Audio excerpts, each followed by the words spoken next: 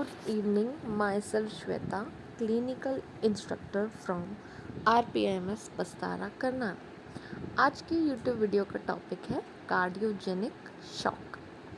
Cardiogenic shock एक life threatening condition है और एज द नेम सजेस्ट जो शॉक की कंडीशन है वो अराइज क्यों हो रही है? Because of the cardiogenic means cardiac reasons कि पेशेंट शॉक में तो जा रहा है बट रीजंस क्या है कि पेशेंट की कोई ना कोई हार्ट इशू है, that's why. Now it is a life threatening condition where the heart is unable to pump enough oxygen rich blood to keep up with the body's demand despite adequate intravascular volume।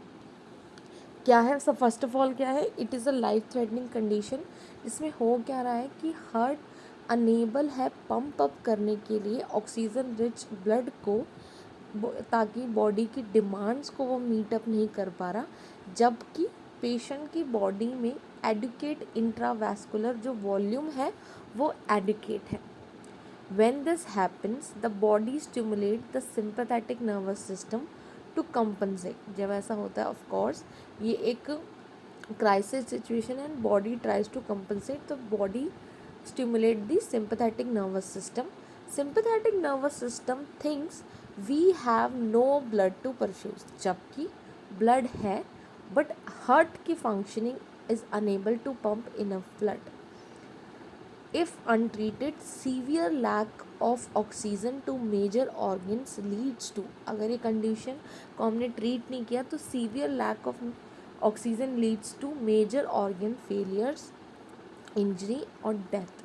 Causes है इसके, anything that causes damage to the heart will weaken cardiac muscles function, जिसमें आपके myocardial infection most common condition है, myocarditis, myocardium की inflammation, endocarditis, arrhythmias, cardiac tamponade, pulmonary embolism, heart failure and injury to chest. Sign and symptoms जो basically किस वजह से आएंगे? Lack of perfusion to major body organs के वजह से आपको सिम्टम आएंगे। ब्रेन में नहीं जाएगा ऑक्सीजन तो पेशेंट कन्फ्यूजन होगा एंड एजिटेटेड होगा। रेस्पिरेटरी सिस्टम में नहीं जाएगा तो रेस्पिरेटरी एफर्ट बढ़ेगा, पेशेंट टेकिपनिया में जाएगा। हार्ट के पास इंट्रावेस्कुलर वॉल्यूम तो है बट हार्ट फंक्शन नहीं कर रहा तो बॉडी किस में जाएगी? हाइपोटेंशन। बट बॉडी कंपनसेट करने के लिए किस में जाएगी? टैकीकार्डिया, हार्ट रेट इंक्रीज होगा।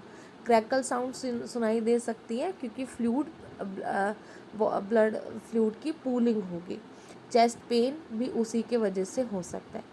पल्स में वॉल्यूम ही, ब्लड वेसल्स में वॉल्यूम ही नहीं है तो वीक थ्रेडी पल्स होंगी।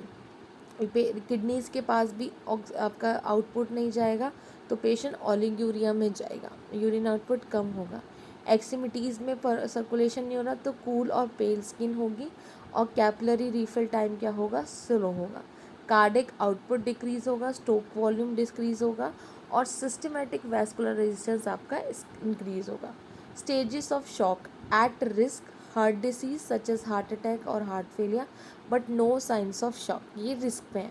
बिगनिंग में क्या होगा? लो ब्लड प्रेशर होगा, हार्ट रेट होगा। क्लासिक साइन क्या? नीड फॉर मेडिसिन और devices to help get the blood to the organs.